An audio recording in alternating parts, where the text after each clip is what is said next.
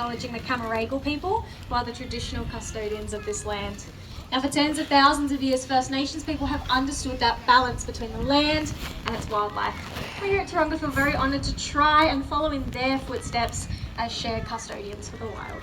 That's absolutely right, Kelsey. No matter where you're from or where you live, every day there's a chance to see and connect with remarkable birds which are all around us. All you have to do is look up. That's right, Scott, and while we're looking up at beautiful birds, they're of course spending their times looking down. They're searching for their own opportunity for a feed. And an emu egg like this one here, well, it can be the ultimate prize for Australia's third largest hawk, the black-breasted buzzard. Now this here is Waru, and even with a sharp beak and feet, nice. You need some help getting in this egg today, and the rock here is the perfect tool for that job. Wow. Now what you're witnessing is actually nothing we had to train Waru to do. It is instinct, and he hatched right out of his very own egg with all of this knowledge already in his mind. Nice. Now you can see after each good whack, Waru's going to inspect this egg for any cracks or weaknesses, because a small hole, yeah, is all that he needs to be able to lap up all the juicy contents that are inside. You lost your rock, bud. It's behind you. Go for it. He says, no, I don't like that rock, actually. It's okay, that's why I carry spares. You want to try this one instead? Yeah, we like that one better. Wow, that was a good one. Now, once he's got that small hole, you can see that's really where the beak and feet do come in handy. You can start to pry that egg apart from the inside out. But, unfortunately, this one, it isn't a real emu egg. It's one that we make here daily out of plaster, but we still make sure there's a very tasty reward on the inside for all of Waru's hard efforts. Wow, buddy, that was so good. You're almost there. There we go. Nice big hole. Nice work, Waru. You can definitely give him a round of applause if you'd like to. It's pretty impressive. We actually used to only associate tool use with humans and other primates. So it's super exciting to get to see a bird like Waru achieving his goals today. And it might make you think, hey, I have a little bit more in common with birds than what I previously thought.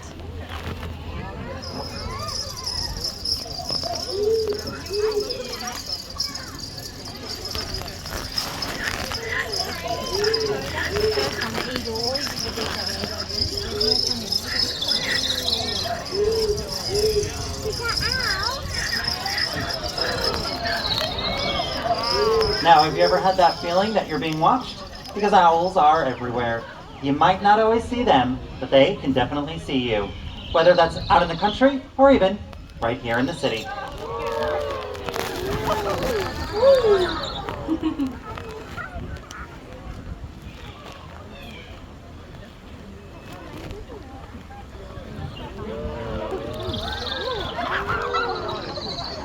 Now, this here is Ripley, and Ripley's a barking owl.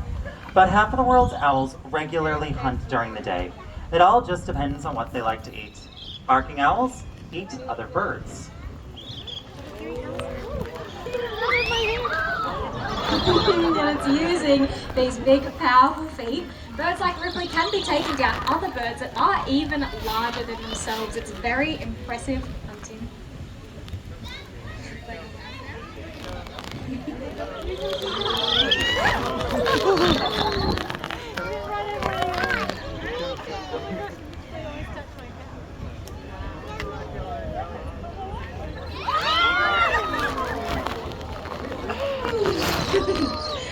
But then as that sun does start to go down, barking owls will look to hunt other things. That can be things like rats and mice, but maybe even something potentially as large as a possum before they return to their own safe branch to rest.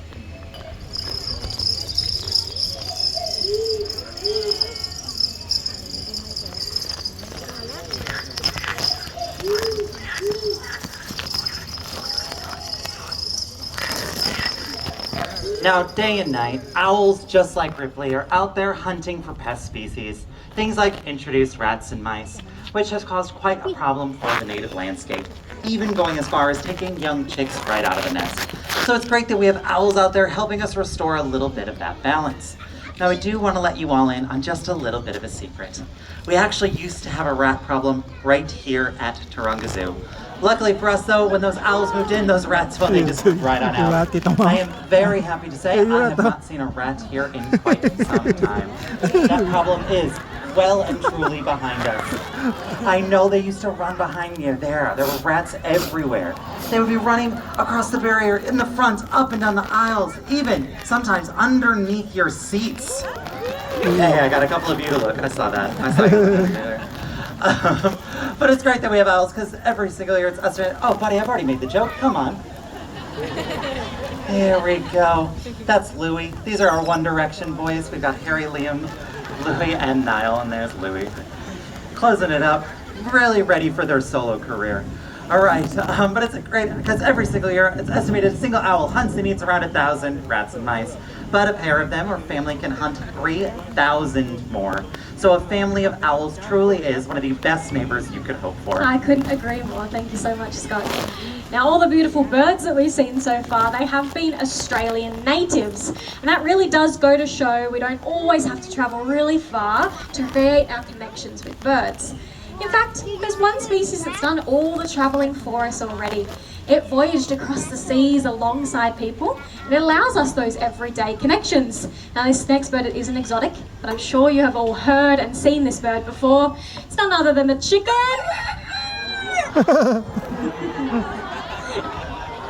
It's pretty impressive. This beautiful rooster is Mentari. Mentari is actually a red jungle fowl. Now, originally from Southeast Asia, the red jungle fowl, the ancestor to all modern day breeds of chicken. They actually boast a relationship with people that's lasted for about 8,000 years. Now today, modern day chickens and the red jungle fowl feature very heavily in religions, customs and rituals as well. And you know what? They made a pretty big impact on our everyday language too. So whether you are a little bit like Mentari out there ruling your roost, or you could relate more to a mother hen whose chicks are looking to fly the coop, or you could be the kind of person that goes and puts all of your eggs into one basket. No matter how you relate to chickens, they have had a massive impact on people all around the world. And it really is safe to say that they are a great example of how you don't always have to travel really far to create a connection with birds that are already in our backyards.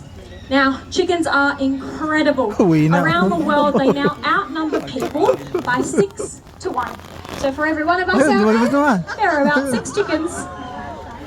We rely on them so heavily for their egg and their meat production. They've actually become the most common livestock species all around the world. Thanks, girls. Now, when I think of everyday connections here in Australia, it's not the chickens I think about, it is more our parrots. We have 800 different kinds of birds here in Australia, and just over 50 are those beautiful parrots.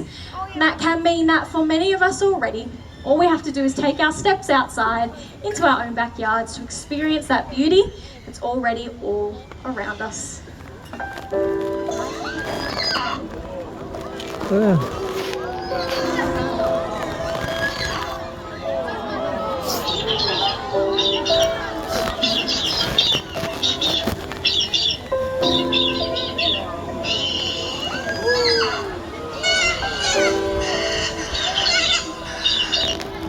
I'm sure you're quite familiar with the beautiful sulphur-crested cockatoos.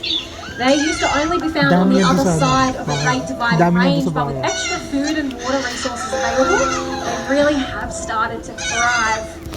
But unfortunately,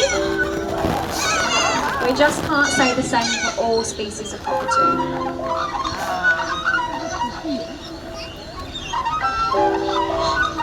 Ito yung pinaka-rare, no? Nakakatu.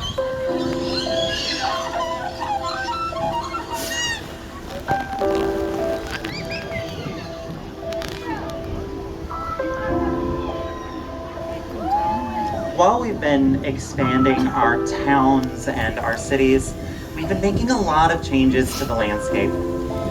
Unfortunately, not all birds are able to quickly adjust to human impact.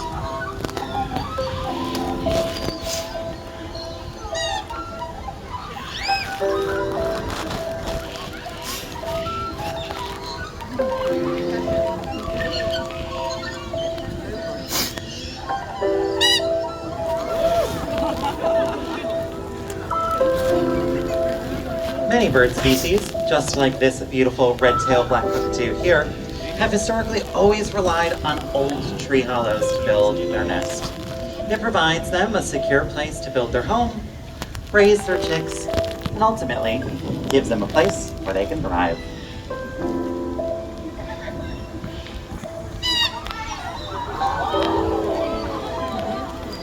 That's right, hollow logs are incredibly important to birds, just like Giri Giri here. He's a red-tailed black cockatoo. But a hollow log that's large enough for a bird like this can take around 150 years to start to form. So chances are you don't have one of those in your own backyard, but that's okay, because there's other things we can do to assist, like installing an artificial nest box. There's an example of one just next to Scott there, and if you scan the QR code below, it'll take you to the plans of how you can source and install one, not just for beautiful cockatoos like Giri Giri, but all other kinds of birds, mammals, and even reptiles as well. Because helping wildlife, it starts in your own backyard. That really is your wild community. Now, a nest box is a fantastic take-home action, but if you'd like to get involved while you're here today, you have that opportunity as well. If you come on down, you can make a donation. Now, this box here we installed 15 years ago now, and in that time, all thanks to you, it's actually raised over $500,000. And all of that money goes directly to our conservation efforts, and something we're paying special focus to is this beautiful native bird on the front. That is the Regent honeyeater. They're a bird that used to number in the tens of thousands, but sadly it is estimated that there's less than 300 left in the wild. So zoos like Taronga Zoo and others are helping to breed and release these birds, as well as planting thousands of native trees to make sure there's that wild to return them home to. So if that's a cause you'd like to support, come on down, make a donation. And anybody who is willing to donate $5 or more, we have a series of badges that we'd like to offer as a way for us to say thank you.